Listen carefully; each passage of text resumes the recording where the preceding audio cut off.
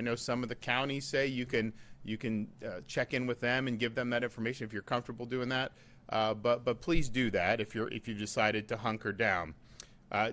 Once we start to get the real nasty conditions, don't at that point go on the roadways. That is very hazardous. That does produce fatalities when people do that in the middle of the storm. If you are sheltering at home, be cognizant of what trees are around you.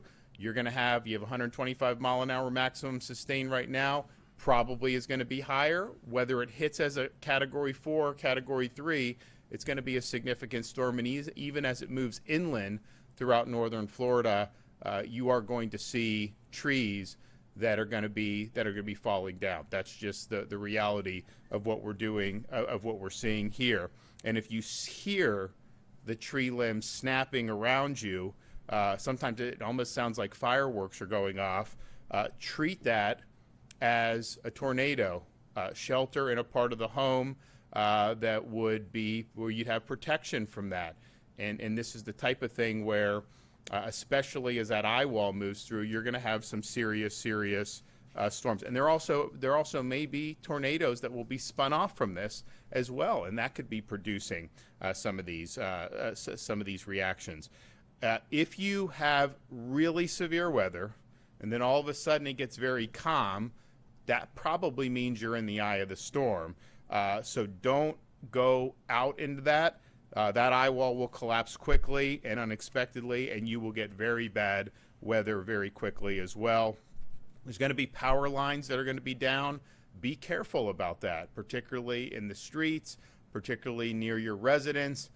Do not mess with down power lines. Those can be very, very hazardous.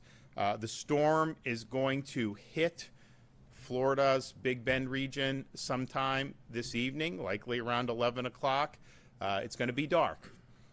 Don't go out as soon as that storm passes if it's still dark and try to do work around your house or worry about things.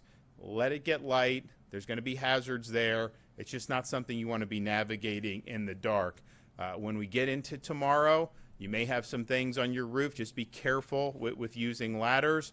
There's going to be groups that are going to be helping people fix their homes in the appropriate areas. So if you're somebody that you may have some physical limitations, don't put your health at risk for that. Watch the standing water. We've already seen a lot of standing water in different parts of the state already. We're likely to see more of that. You never know what's in the standing water. When you have streets that are flooded, don't try to drive through the flooded streets. You are going to end up having your car stall out, and then you're going to be stuck, not to mention the hazards of just being on the roads in those circumstances with having accidents.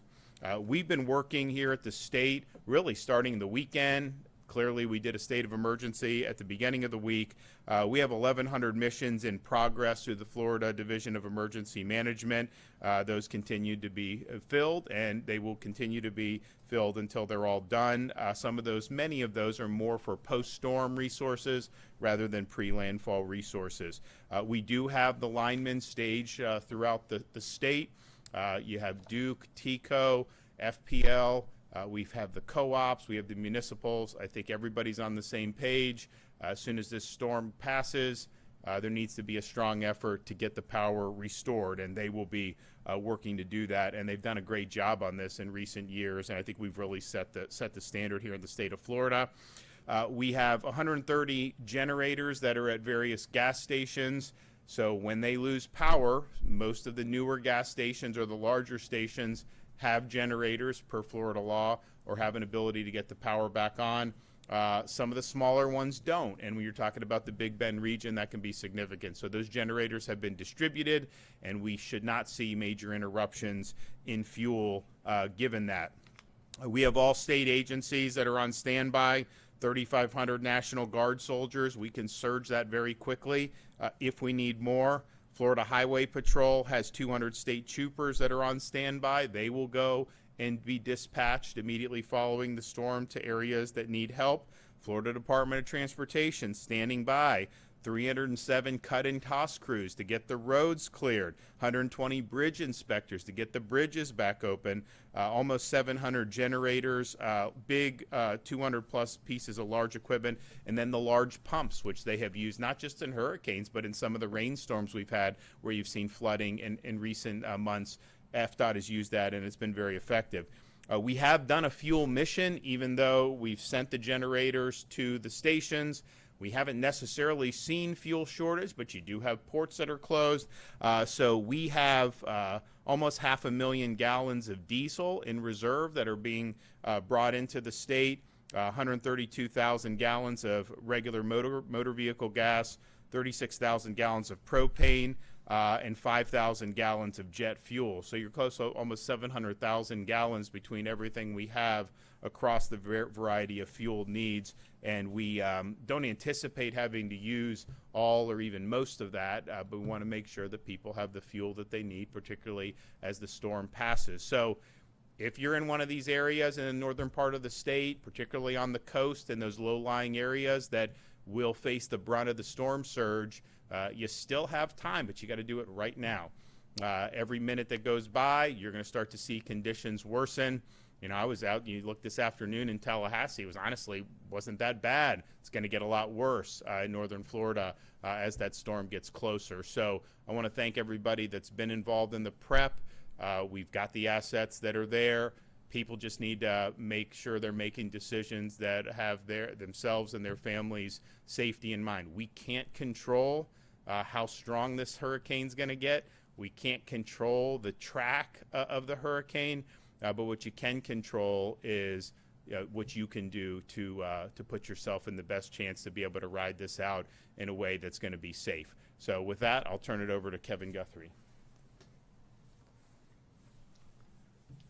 Thank you, Governor, again for your unwavering support and commitment to the safety and well-being of Floridians. We really appreciate it. As the Governor said, we continue to work on more than 1,100 missions, and we continue to fill those. Again, as he said, most of them at this point are going to be post-impact resources that are ready to move into the area immediately. Life-threatening storm surge is expected along Florida's West Gulf Coast and Big Bend. Floodwaters are hard to navigate during the day, but even harder to see at night. At this point, it is the last hours to safely evacuate ahead of Hurricane Helene from the Gulf Coast and Big Bend. If you have not already left, you're probably going to need to start looking at sheltering in place. Stay inside, stay safe, stay put. Do not attempt to leave your home or drive during the storm. The governor has mentioned this. It's going to be dark outside. When it starts to make landfall, the street lights, the minimal street lights that we do have in the Big Bend area are going to go out. It is going to be very dark. So please do not drive, do not go out, wait to daylight, and then only drive if you need to. As you heard the governor say, if you hear the tree snapping, it's probably, treat it like a tornado. You're in imminent danger of potentially a tree falling on your house, so please make sure you're moving away from the windows and doors and getting to a central point of your home. Protect yourself from the flying debris. Put heavy coats, pillows, blankets, any type of material that you can put there on top of yourself. Make sure you're doing that. That'll help for lacerations again. And again, just do the best you can with what you have right there in your home. Stay put until the storm passes. The governor's already talked about if literally like a light switch. If you got really, really severe weather and all of a sudden it is completely like nothing ever happened, you're 99% sure you're in the eye wall of the hurricane. So do not go outside. Make sure you stay put. We are anticipating the power outages with the storm. Take time now while you actually have power to top off all of your battery chargers. Make sure you just leave them completely plugged in, ready to go until that power goes out so you get maximum use out of it. Backup generators are going to start becoming more and more of an issue. So please, we have done a really good job of reducing the number of carbon monoxide poisoning fatalities after storms. We want to have 0 in this disaster, so keep those generators 20 feet away from outside your home from any open doors or windows. Make sure you let it cool down for 20 minutes before you refuel it. And when you can safely do so and get back to an open store, go ahead and spend $20 and get yourself a carbon monoxide monitor in your home. After the storm has passed your area, it is critical that you listen to local authorities for guidance on when it is safe to go outside and return home. Do not venture out. Hazardous materials, debris, and flooding could still be present along with down power lines. If you see dangerous conditions, please call 911 and report them to your local authorities. Residents needing resources after Hurricane Helene can call our State Assistance Information Line at 1-800-342-3557. That's 1-800-342-3557. We again have individuals speaking English, Spanish, and Haitian Creole available to answer any and all of your questions. Please be sure that you follow the agency on X and Instagram at FLSERT, that's at Florida CERT, and on Facebook at FDEM as we continue to share important, up-to-date, real-time information. And again, Governor, thank you so much for your leadership and your support. Sharon? All right, thank you, Governor, for your leadership, and good evening. We've continued very close coordination with Florida Highway Patrol, with Kevin at the Division of Emergency Management, and General Haas at National Guard. As you heard from the Governor, we are very prepared for this storm. We have our people, our assets, our equipment staged all within a reasonable distance from the impact area. We're going to be ready to go to work as soon as this storm passes through with boots on the ground. We have shut down all of our construction projects across the state, and all of our contractors also stand ready to support and recover from the impacts of Hurricane Helene. We're beginning to see a lot of local road closures from storm surge and localized flooding. Please remember, you can always check fl511.com for road closure and traffic information. It is going to be your most up-to-date place to get traffic information. As the storm approaches the state, bridges have begun closing as winds increase. You heard the Governor mention Sunshine Skyway is closed, the Howard Franklin Bridge, the Courtney Campbell Causeway, and also Gandy Causeway is closing within the hour. Please, if you see water on top of the road or lapping over bridges, please do not drive through it. It can be very dangerous. We have 120 bridge inspectors ready to go as soon as the storm passes through to inspect bridges and make sure they're safe for travel. We're closely monitoring the major east-west roadways within the storm's path for Hurricane Helene. That's going to be I-10, US 98, and US 19. We're working directly with local utility companies to have a direct line of communication to expedite our cut and toss efforts. A lot of times when storms like this come through, you can have oak trees wrapped in power lines. It takes very close coordination with utilities, and we're ready to do that. The cut and toss efforts have actually already begun in southwest Florida. The impacts were not that significant where the storm has already passed. FDOT crews have already driven and cleared more than 2,000 miles of roadway in southwest Florida. So we've already started working. Once the initial response is through, our cut and toss crews will transition to debris removal. And under Governor DeSantis' leadership, we will stand ready, just like with Adalia and Debbie, to support fiscally constrained counties with the debris removal operation. Please listen to your local law enforcement, your local emergency offices. If roads are not safe to drive, please do not drive on them. Water over a road can be very dangerous, especially around culverts and bridges. Every storm season, we see people try to navigate through water. You have no idea what's going on underneath the water. Please do not drive through it. We're going to stay in touch with our airports and seaports. Seaports are closed waterside right now. Airports are going to reopen just as soon as practically feasible. And again, Governor, thank you for your leadership and support. So we are getting close to having a landfall. I think the track is kind of taking it into that Taylor County, but I would say anywhere from Wakulla Jefferson County line over into Taylor is where a lot of the models have it. But keep in mind that wherever that eye hits, particularly on the northeast side of that storm, that's going to whip up a lot of storm surge. And so if it's hitting Taylor, you're looking at coastal Levy, Dixie.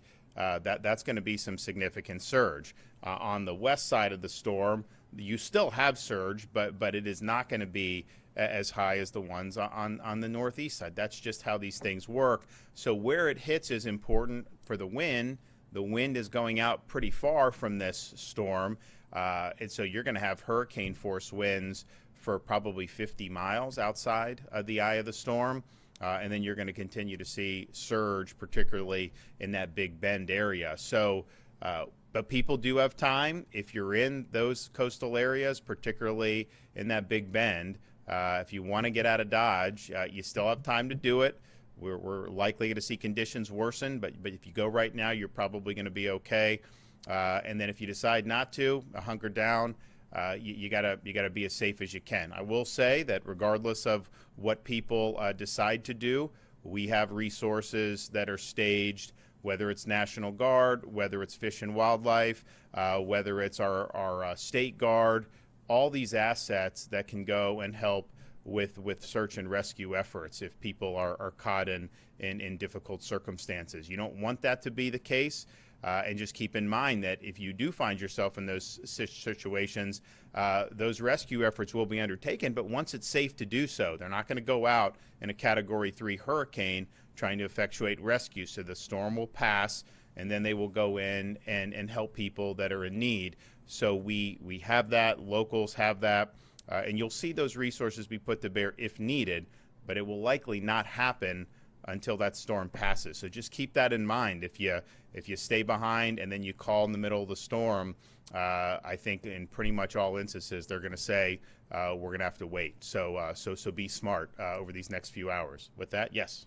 Governor, I'm curious if you've seen that post from the Taylor County Sheriff's Office that basically said that if people were staying behind despite the evacuation order, that they needed to put their name and information like their birth date and permanent marker on their limbs. Is that too much, or is that fair?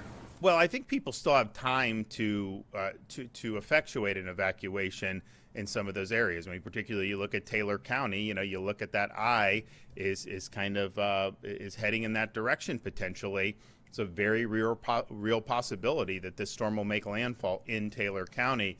So you're looking at those, particularly on the coast there, you're going to look at seeing some pretty significant storm surge. And if the storm surge is, I think they've said a maximum could be 20 feet. I don't think we've ever had 20 feet recently. I know Ian, I think, got to about 18 feet. But even if it's 10 feet, that is really significant. And that will have really serious consequences. And so people still have time to kind of make those judgments. I mean, obviously our state policy is not saying people have to use marker to do whatever, but you do have time to do. If you do hunker down, I don't think you're going to have the local sheriff's department. I don't think you're going to see state resources brought to bear for the rescue until it's safe to do so. And, we've had examples in storms where people were caught in very difficult circumstances. But basically, I think when you call 911 or you call the sheriff's department, they're going to say, okay, give me your name, where are you at? As soon as it's safe to go, we'll send people. But they are going to wait for it to be safe to go. With this being a night landfall, how are you guys going to implement those resources right away? You guys are telling people to wait till daylight to go out and survey the damage, repair your property. What's the state doing, especially with people their resources right behind the storm? Well, I think Kevin can jump in on this, but I'll just say, if you call 911 or you call for help, they're going to go. I mean, if it's nighttime, they're going to go and they're going to try to rescue. It's more a question of when the storm passes. These folks, they can operate in the night, but I would say cut and toss, most of those things are just going to require daylight. Power restoration, the crews will likely start getting there first thing in the morning. I know you have FPLs, got a lot of them staged in Bay County. So you may see them coming over to the Taylors and to some of these counties for restoration. But it isn't going to happen at 2 in the morning. And Cody, just a little bit more on the tactical discussion of that, to the point where the governor says we have resources in Bay County. We have a whole lot of resources in the Ocala footprint right now, and even down at Orange County Convention Center. That's where a lot of our urban search and rescue assets are staging. So tactically how that's going to work is as they start moving into this area, including the FPL resources staged in Wamuma and Leesburg area. All of that will start to move with the assistance of the Florida Highway Patrol and the Florida Fish and Wildlife Commission, the DACS cut and toss crews. They will all work collectively as a team to work into the area. We have some of those staged in area right now. For instance, the Florida National Guard Red Horse unit is staged just right up the road at the Armory here in Tallahassee. So again, it's more of like a hub and spoke system where you have necessary resources in strengthened, hardened buildings, and then they'll start working themselves outward from there as teams of state agencies to successfully get to where we need to be. Do these teams have the opportunity to work at night? 100%. Is it safe to do so? Absolutely not. If they can, and within safety protocols, they will work the best that they can. But I really think with this thing making landfall at 11 o'clock tonight, we're really not going to get a cessation of winds to actually get out there until probably about the time the sun comes up. So I think actually in this case, it's actually going to work out to where we're going to get a full day of sunlight for all of our emergency responders to get out there and do really, really good, solid work. And we pride ourselves on being fast. We will have those commodities moving into these areas within probably 12 to 24 hours. Yeah, and I think the timing is, from an operational perspective, you're going to be able to maximize the response. If the storm hits at 11, you're going to have serious winds probably for several hours after that. And so they're going to be able, first thing in the morning, daylight, and they're going to be able to go all day. If the storm hit at 7 o'clock, I mean, not much would have probably been able to get done in those wee hours of the morning anyways. And so the timing is probably going to be good for them to get a whole day's worth of restoration, cut and toss under their belts and take care of business as best they can. And of course, on the recovery, they're gonna respond when it's safe to do so. I think it's less about light or dark, more about the safety. And this is going to be for the next however many hours, you're going to start to see hazardous conditions. Then when it makes landfall, it's going to be really hazardous. Governor, I ask you this, I think, every time we have a hurricane. Do you feel like the state has done everything that it can to be as prepared as possible for the storm? Yeah, I think every time we do these things, we get better at stuff. And so, for example, we've done these flood protection. Debuted that during Debbie. Now we have them around fire stations, utility substations. We have some of the electrical. I mean, the state doesn't obviously run the electrical, but the municipals, the rural co-ops, in addition to the private companies, it's all like, okay, storm's here. We know we got to do. You did not see that in the past. You go back to Hermine. Did you see Tallahassee mobilizing the way it has? No. So I think that we have a good culture in Florida for prep, and we'll see. I think people have. You look at kind of these paths of how they're projecting it, and people have taken it seriously. Is it going to be a direct hit on Tallahassee? Well, the most recent models say maybe it's going to go just east, but you're going to have impacts that are going to be significant. I mean, you are going to have hurricane force winds. County, you're still going to have hurricane force winds in Leon County. I mean, that's just the reality. So I think people have done a good job. I think that they've taken it seriously, certainly on a preparation from power to logistics and then the local governments. And so we'll hope for the best over the next 6 or so hours in terms of minimal amount of damage, but there is going to be damage and there's going to be a response, and I think we'll all be on top of it. All right, thank you. Oh, and let me just say to our wonderful First Lady, happy anniversary, 15th year anniversary, spent in the Emergency Operations Center. May not have been what we had drawn up back 15 years ago, but I just wanted to send her my love.